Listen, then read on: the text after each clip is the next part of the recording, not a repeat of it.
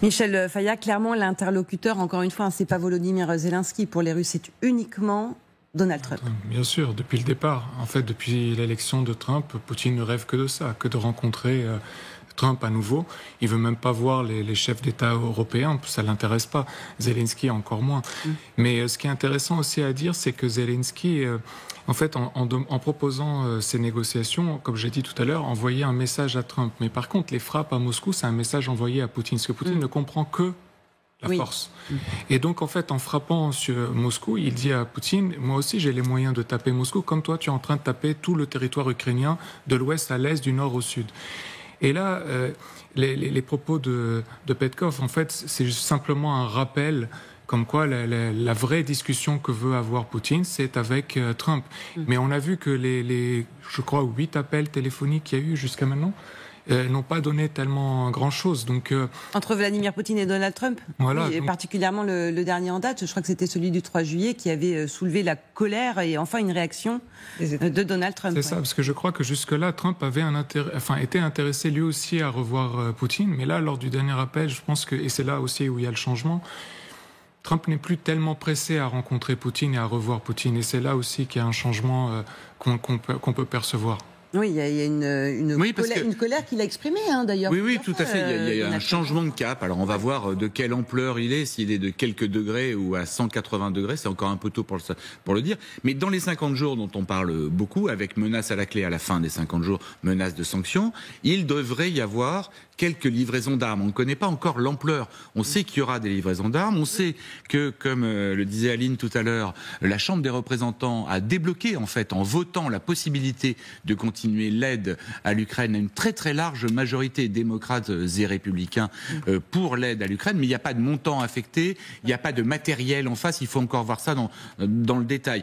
Les missiles Patriot, donc missiles anti-aériens pour tirer sur les missiles russes, sont à peu près acquis. On ne sait pas quand. Mais pour le reste, on parlait 17, ceux de l'Allemagne, enfin ça reste. On verra. Oui, c'est encore très flou. Oui. Ça peut être aussi pour des raisons stratégiques. Et les délais de livraison aussi. Oui, ça peut. On ne sait pas si c'est en semaine ou en mois. A priori, ça peut prendre un petit peu de temps. Mais ce qui est très important de comprendre, c'est que Vladimir Poutine ne veut pas parler de paix en Ukraine avec Donald Trump, parce que pour lui, c'est acquis. La paix en Ukraine, c'est une Pax Russia. Ça ne se fera que sous l'égide de Moscou. Il n'y a que ça, que comme ça, qui voit les choses. Ce dont il veut parler avec Donald Trump, c'est reprise du commerce entre les deux pays, lever des sanctions et faire en sorte que tout aille comme c'était avant le début de la guerre en Ukraine. C'est ça qu'il veut, Vladimir Poutine. Il veut que son pays redémarre d'un point de vue économique après avoir mis la main sur l'Ukraine de manière totale et entière.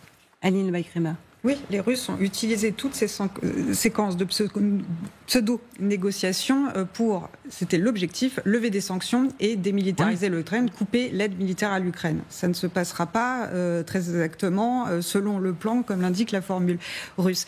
Mais du côté des livraisons d'armes, il se passe aussi, par exemple, sur les frappes à longue portée par rapport aux images qu'on vient de voir, il y a l'Allemagne quand même. Il y a, sur la question du timing, à la fin du mois, il y a des missiles à longue portée qui arrivent d'Allemagne en Ukraine. Donc il y a aussi ça. Lesquels ?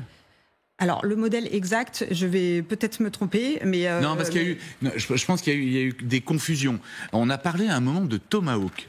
Alors, ça a quand même surpris tous les spécialistes. Non, je parle de cela, Ali, pour éclairer nos téléspectateurs. Ça a surpris tous les spécialistes militaires, parce que les Tomahawks, ils sont tirés depuis des sous-marins, depuis des bâtiments de surface, des bateaux, des navires. Il en faut pour ça. Comment ? Et oui, pour ça, il en faut. Il y a une version terrestre qui existe, mais qui est un prototype. Alors évidemment, le Tomahawk, c'est le missile qui fait fantasmer un peu tout le monde, mais il est de toute façon techniquement impossible à livrer aux Ukrainiens. Les Allemands entretiennent toujours un flou extrêmement étonnant, d'ailleurs, à force, sur les Taurus, qui est une des armes qui pourrait évidemment aider grandement l'Ukraine pour des frappes dans la profondeur. Et pour le reste, tout le monde reste encore, enfin à ma connaissance, je peux ne pas tout savoir, mais très discret et très flou quand même. Je me permets d'insister sur des éléments qui sont sortis quand même cette dernière sur lequel... C'est quand même des annonces très officielles, c'est pas... Mais il n'y a pas de type. Alors, regardez ce que dit par exemple Alina Frolova, à nos confrères du Point, ancienne vice-ministre de la Défense ukrainienne. Elle dit, on parle de 17 patriotes, mais personne ne comprend vraiment ce que cela signifie. Une chose est sûre, de nouvelles armes arrive, et cela ne concerne pas uniquement les systèmes de défense anti-aérienne. Oui. Donc, si je peux me permettre de finir ma phrase sur en fait, les informations, elles sont plutôt à prendre a priori du côté de l'OTAN, du côté de l'Europe, selon le dispositif de paiement qui a été investi, parce que Donald Trump n'endossera pas la livraison c'est aussi une façon de contourner la façon d'attribution et d'endossage de quelques livraisons d'armes. En tout cas, c'est ça que certains analystes ukrainiens, pas moi toute seule, mais certains analystes comprennent de ce qui est en train de se passer. J'espère que c'est très exactement ce qui est en train de se passer, mais moi je suis un peu comme Saint Thomas. D'abord, les armes, il faudrait qu'on les voit faut les voir sur le terrain, déjà pour être certain, mais même avoir la dénomination des armes, le type, la quantité. Déjà sur les Patriotes, on a du mal à avoir des détails. En fait, Xavier, si je peux finir ma phrase, ce ne sera pas dit, parce que l'Allemagne a dit aussi qu'il y aurait le moins d'informations possibles, à part des pistes de rapport de force. Et le commandeur suprême de l'OTAN a dit la même chose. Voilà, et donc il n'y aura pas d'infos très précises sur les modèles, sur les quantités, etc.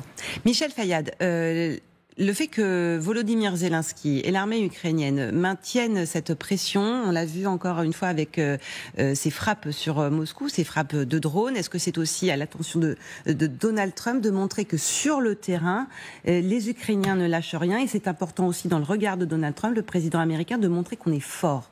Absolument. Et rappelez-vous la fuite qui avait eu lieu, comme quoi Trump avait demandé à Zelensky est-ce qu'il est capable de frapper en profondeur la Russie. Bon, après, il y a eu quelques démentis et tout, mais il a même ajouté il faudrait que les Ukrainiens sortent de la défensive pour passer à l'offensive. Absolument. Et là, je veux dire, frapper Moscou, c'est quand même un message qui est envoyé quelque part, c'est clair. Pour montrer que oui, c'est possible. Et quand même, les Ukrainiens, il y a quelques semaines, avaient fait cette attaque à partir du territoire russe, qui était quand même une opération formidable. Spiderweb. Oui, et c'était quand même quelque chose qu'il fallait quand même concevoir, réaliser, exécuter. C'était quand même quelque chose de vraiment de premier plan. Et les Ukrainiens peuvent refaire ce genre d'opération. Et donc, il est clair que pour Trump, en fait, il y a un message qui lui est envoyé. En fait, l'Ukraine aujourd'hui, enfin, on en a parlé avant, mais ils ont quand même développé une technologie qui est peut-être la plus avancée en Europe. Je parle en Europe occidentale. Quand je parle Europe, je veux dire en dehors de la Russie, je veux dire. Oui. Et il y a aussi énormément de perfectionnement au niveau du renseignement. Je veux dire, aujourd'hui, l'armée ukrainienne est très, très, très avancée en Europe. Oui, c'est même devenu une en matière de drones, a priori, sont les premiers dans le monde en termes de développement de drones. Mais l'armée ukrainienne fait des opérations dans la profondeur russe quasiment tous les jours. On n'en parle pas tous les jours parce qu'en plus, il y a des choses qui passent un peu inaperçues, il y a des choses qu'on comprend mal, qu'on a du mal à expliquer aussi. Mais hier, par exemple, pas plus tard qu'hier, cette nuit, il y a eu les drones. Oui, hier, ils ont lancé des drones sur la région de Rostov-sur-le-Don. Rostov-sur-le-Don, c'est tout au fond de la mer d'Azov, et en fait, c'est la ville principale pour distribuer toute l'aide russe. On voit le pape avec Volodymyr. Oui, je me demandais pourquoi on voyait Léon XIV à ce moment-là, mais merci de la précision, Xavier. J'ai entreaperçu l'image. Donc Rostov-sur-le-Don, c'est une ville extrêmement importante parce que c'est la ville qui commande tout le front ukrainien en matière d'hommes et de munitions, de matériel. Et là, 19 drones ont frappé les lignes de chemin de fer, interrompant totalement le trafic. Alors l'agence TASS nous dit que 75 trains longue distance et des trains régionaux ont dû être annulés.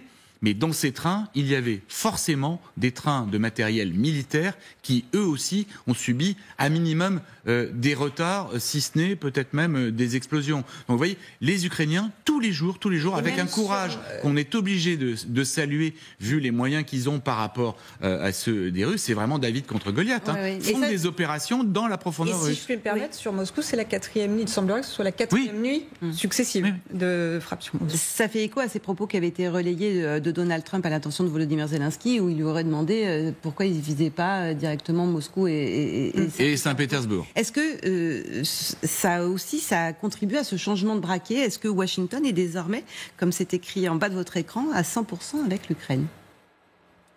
Ça, on va le vérifier dans les 45, 6 jours, enfin, que j'ai pas compté, qui restent jusqu'à l'ultimatum. Oui. Mais de toute façon, les Ukrainiens n'attendent pas soit les rodomontades, soit les coups de colère. On se souvient du savon passé à Volodymyr Zelensky dans le bureau ovale pour agir. Ils agissent tout le temps, et ils agissent en fonction de leur propre intérêt. C'est-à-dire que quand le président ukrainien semble faire plaisir, donner des gages à Donald Trump, il le fait pour garantir à terme la survie de l'Ukraine. L'Ukraine, c'est un pays qui est menacé. De même qu'après l'Ukraine, des pays européens seront menacés par la puissance impérialiste russe. Oui, et c'est encore une alerte que émettait il n'y a pas très longtemps le secrétaire général. Bien sûr. Marc Rutte. Vous vouliez ajouter quelque chose ? Il y a Donald Trump et il y a autour de Donald Trump et aussi ce qu'il se passe au niveau des institutions. Là, il y a un enjeu, une séquence très importante pour l'Ukraine qui se joue là, y compris le passage au Sénat de ce fameux vote à la Chambre des représentants qui va passer au Sénat donc la semaine prochaine, jusqu'à la ratification par Donald Trump. L'Ukraine se bat aussi ce qu'elle appelle par la diplomatie par la force. Il y a énormément d'énergie qui est déployée par les Ukrainiens, y compris en diaspora aux États-Unis, mais aussi par les républicains et les pro-ukrainiens qui existent d'ailleurs, et qui il y a des forces qui s'affrontent aussi à Washington sur ces questions-là. Et en fait, les signaux successifs, quand même, si on relie les points du nuage de points, les feux passent au vert. Voilà, c'est-à-dire qu'il y a quand même des forces plutôt.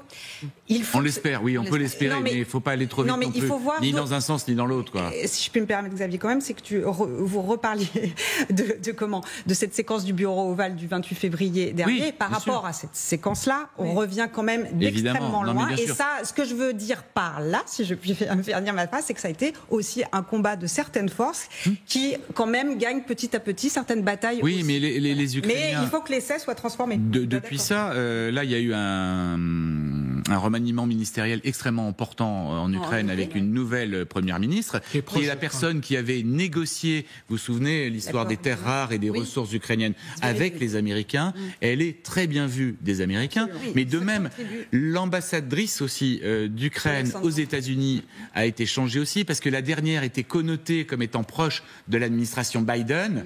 Elle avait beaucoup de mérite, beaucoup de courage, mais à Kiev, on a considéré qu'il valait mieux mettre quelqu'un qui semblait au moins dans les apparences, être un peu plus proche des républicains. Alors, donc les Ukrainiens font tout pour que ça fonctionne. Mais c'est normal. C'est un pays qui, comme nous, pendant la Seconde Guerre mondiale, joue sa survie et joue son avenir.